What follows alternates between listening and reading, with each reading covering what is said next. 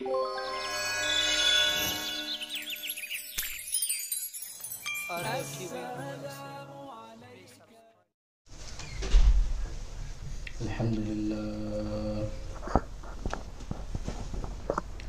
لله نحمده ونستعينه ونستغفره ونؤمن به ونتوكل عليه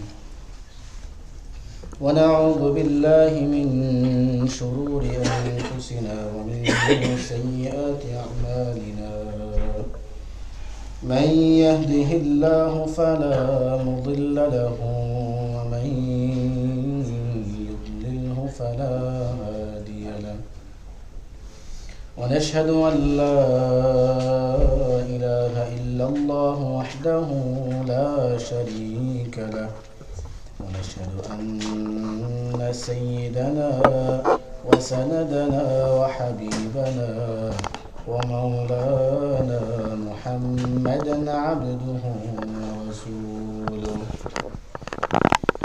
أرسله بالحق بشيرا ونذيرا وداعيا إلى الله بإذنه وسراجا منيرا أما بعد فأعوذ بالله من الشيطان الرجيم بسم الله الرحمن الرحيم والعصر إن الإنسان لفي خسر إلا الذين آمنوا وعملوا الصالحات وتواصوا بالحق وتواصوا بالصبر صدق الله العظيم وصدق رسوله النبي الكريم ونحن على ذلك لمن الشاهدين والشاكرين والحمد لله رب العالمين. My most respected elders and brothers and beloved friends in Islam, Assalamu alaikum wa rahmatullahi wa barakatuh.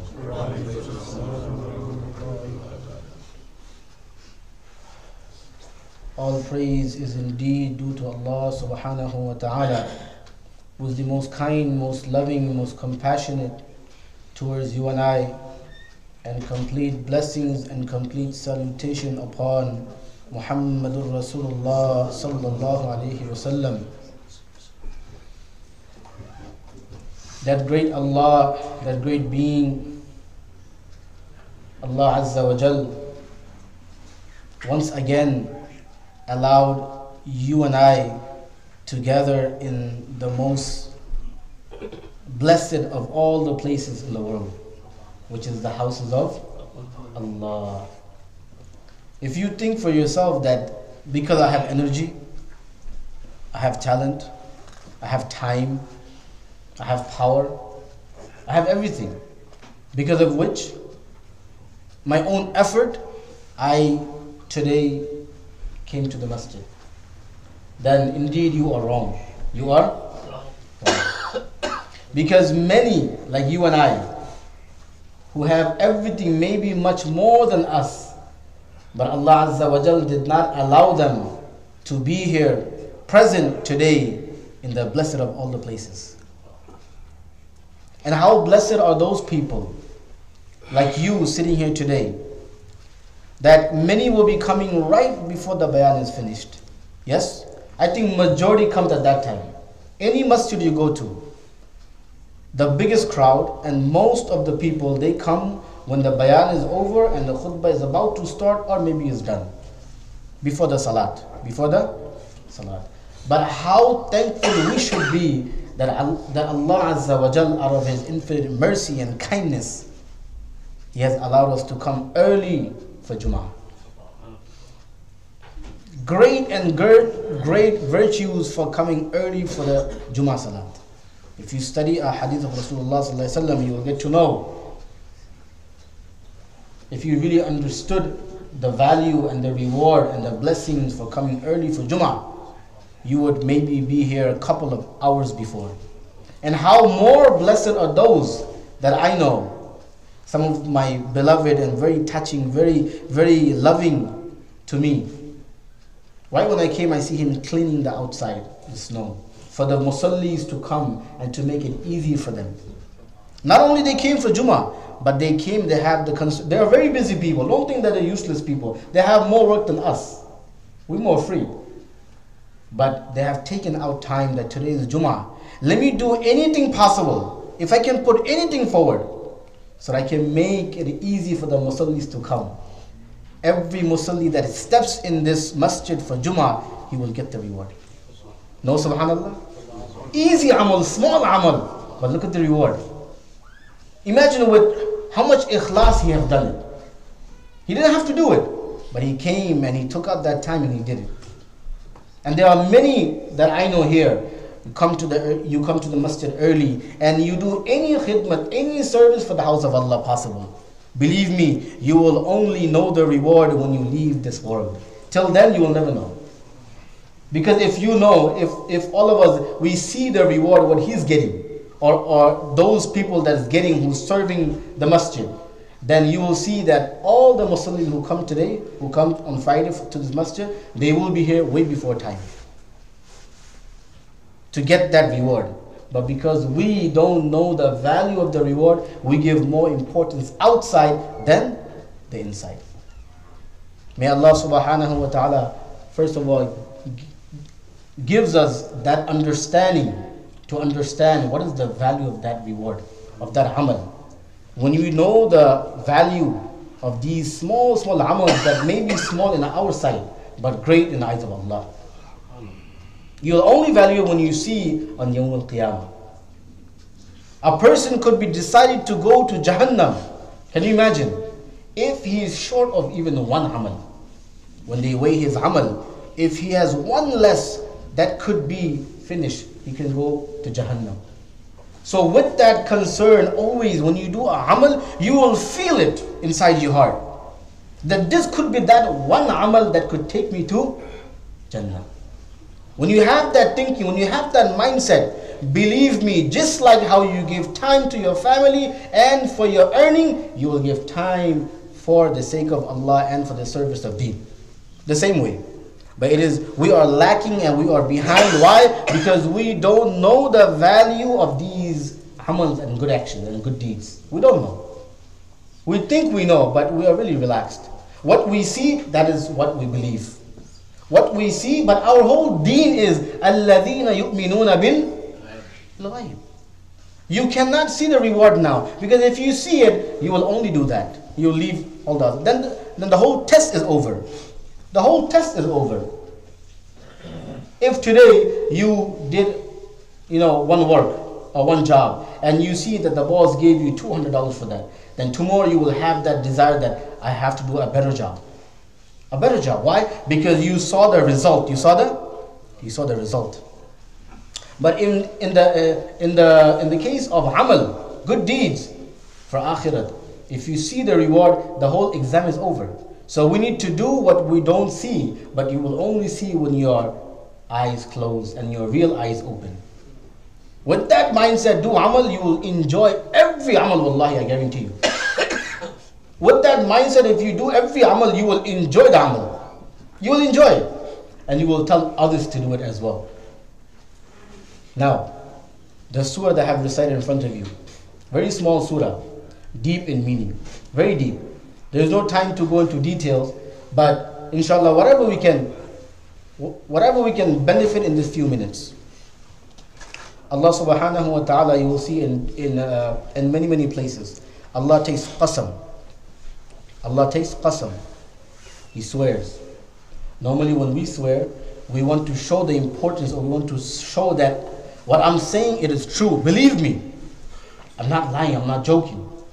So when Allah says it is not for that purpose, but it's to show the importance of that individual, that thing that he will speak about. So Allah takes qasam. Wa is used for qasam. And then he says asr. Wal asr. We all know the surah. Small surah we learn in Maktab. When we were small, we sing it and we learn it. Right? We all know it. But this meaning, the meaning of this surah is so great. If you explain the meaning of this surah, days and days could go, you will not finish. That much meaning is in there.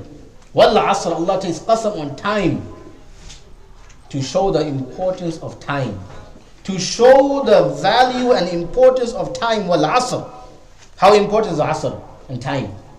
But we don't value it. When we have, especially our off days, when we have our working days, normally Monday to Friday, we are busy. But if each and every one of us, we look into our off days, which is normally Saturday and Sunday if you have an official job. Saturday, Sunday, you're off. Look into your own life, into your own self, and see how much time we actually waste on those off days. And then think that if I wanted, how much things I could have done that is useful for this life and the hereafter on the off days. So Allah takes qasam on time.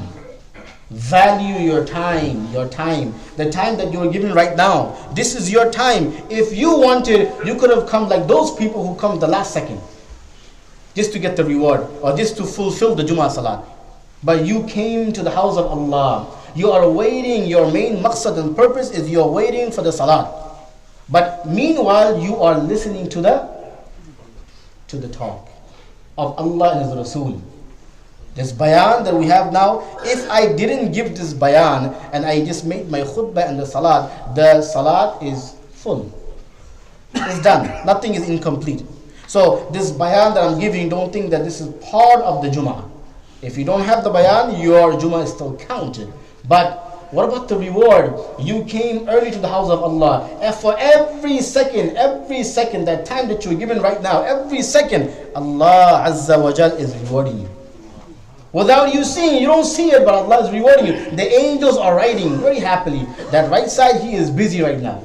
And the left side, he's sleeping. He's what? He's taking rest. He's taking rest because in the masjid, when we hear talk of Allah, we start thinking of Allah. And waiting for salat, subhanallah. You know, sometimes we said that what the Imam spoke about, I have no idea what he said. Or, you know, sometimes we said the khutbah, you know, the Arabic, I didn't really understand. But what about the time that you spend in the masjid? Waiting for salat, you have to remember this. Waiting for salat, any salat, waiting for salat, you get the same reward as if you're praying. No subhanallah? It's free. Say subhanallah. I always say it's free. It costs nothing, it's free. But you got a tree though. And that tree is great. I always explain. Waiting for salat, you're doing nothing. Even those brothers, I love you, but don't take it different way. Even those brothers who come and this is their qaylula time. This is the what? This is qaylula time. This is the sleeping time. They come and the sleep is mashallah. They enjoy it. But wallahi, even for you, Allah is rewarding you. Subhanallah. Just don't lose the wudu, because some people, they sleep in such a way, you know, it's surprising. When I went to Medina and Mecca also, I see people, mashallah, they are in the first row and they are waiting for the salat. Fajr, Dhuhr, Asr, Maghrib, Isha, they are waiting for salat. So they're reading Quran and then they're leaning back. They're leaning and they're reading Quran, and then they fell asleep. And he is gone, he's sleeping, snoring. The Quran is either on his lap or on the floor, but he's sleeping. He's gone. And then when the muazzin says Allahu Akbar, Allah, and he just wakes up and he puts the Quran, he says Allahu Akbar. But what about the wudu? The wudu is gone. So we came for something good, we're waiting, but there's no wudu and there is no salat without. No matter how much concentration and devotion and ikhlas and you pray your namaz, but your namaz is not being counted. So we have to keep this in mind too. So good news for those, I'm not saying sleep. But even if you sleep, you come and you sleep, you're waiting for salat, Allah Azza wa Jal is giving you reward after reward, reward after reward. Say subhanallah. So you're not losing out. Just 15 minutes before salat, 20 minutes, half an hour before salat, you will be getting a lot. Even if there is no talk being given, but you're waiting for salat, or you make some dhikr, Allah is rewarding for every second. Sometimes the imam, we come from very far, like today, to take the car out from the snow was a very big job. And not only mine, my father's as well. Service to the father. Important. I was finished, but I said, no, I have to make it. Somehow we made it. Again, going back to time, wal asr. Value your time. Believe me, if each and every one of us, we think about time, and we actually ponder, and we actually try to make a difference in our time, we take account of ourselves just like how we take account of our businesses. Believe me, there are so many hours in our life. There are so many days in our life that we actually wasted completely. There's days in our life that we do nothing good. But that day of your life is gone. Is what? Is gone. You can never get that day back again. That second that you spend, wal asr, Allah takes qasam to show us that that second that you just lived, that you just spent, I will never give it to you again. So if you spent it good, useful, then you made your time. But if you have just wasted it, these days, wallahi, just wal asr, I don't have to go next. Just wal asr, I can speak days. In these days, what is the biggest problem we have? The recent studies, or just even before, one of the highest percentage of divorce in America is why? Is because of this cell phone. You'd be surprised. It's because of these cell phones that we use today.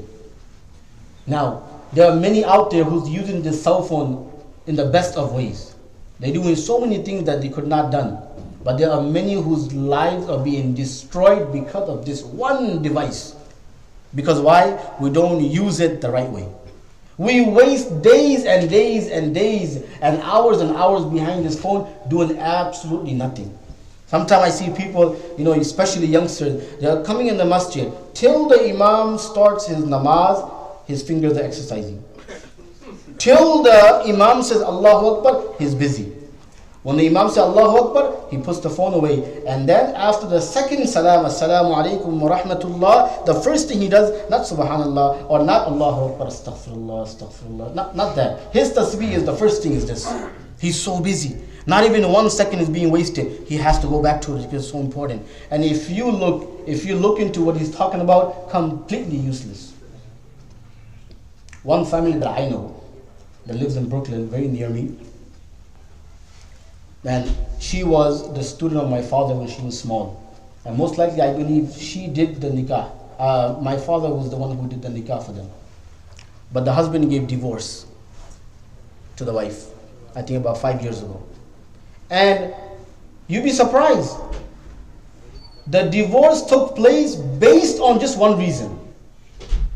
You know what that reason was? You'd be surprised. These small things, you might think is nothing, but it's something great. It can destroy your life. The husband says that it's not fair for me that I give my life for you. I work 12 hours. He was a taxi driver. He said, I give my life. I work 12 hours. It's not easy. Back pain and whatnot, so much pain. But when I come home, she's on the phone chatting with her friends or whatever, maybe Facebook, whatever it is, she's there. But if he wants, the food is ready, he can just take the food and serve. But believe me, this is something to think about, especially for men. When you come from work, when your wife is serving you, if she wants, you can also serve the food also. But when your wife, out of love, she gives the food in your plate, you feel so nice. The whole day you're working so hard, all that difficulty is gone just by that small love that she gave to you. That's all a husband wants, love. But now when the husband come home every day and he sees that she's too busy outside, she's too busy with the phone. So this really touched him. That how come it's not fair? I'm giving my life for this, this wife and this woman, but when I come home, she has no time for me.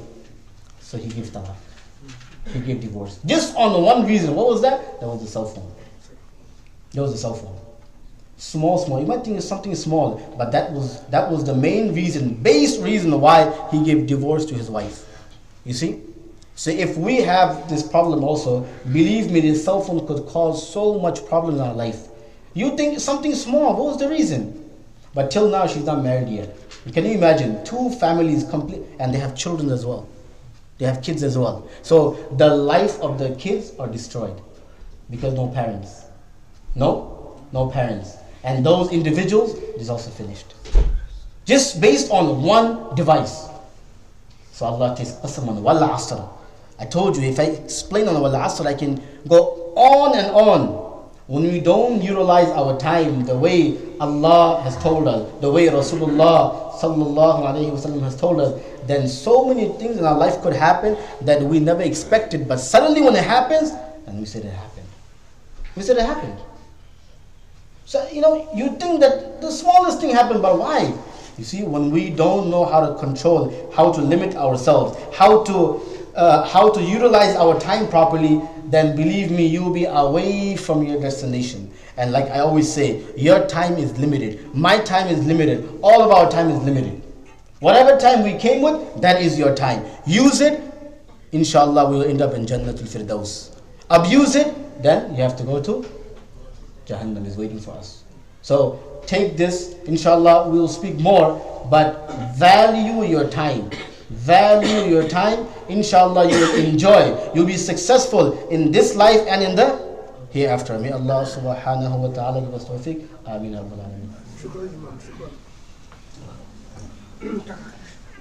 The boxes are coming through. Let us donate for the house of Allah with open hearts. I always remind all the Muslims in this masjid, alhamdulillah, we have a small community here. Very small compared to many other places. But the hearts that you people have, mashallah, it is great. It is great. It is through your help, obviously it is Allah, but it is through your help, you are the means that alhamdulillah, day by day, every year you can see the improvement of this masjid. Every year we can see. How is it happening? It's because it might be small in size, but with the people that we have with big hearts, mashallah. Inshallah, after a few years you will see this place great and big.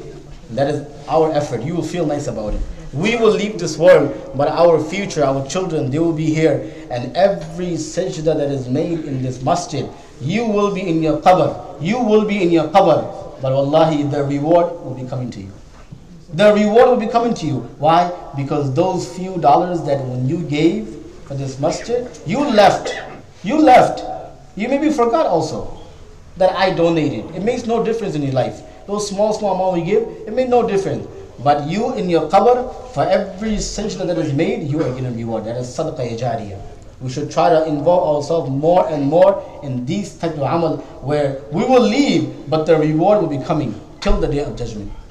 Till this masjid stays, till Qiyamah, the day, inshallah, you can expect reward to come to you in the qabr.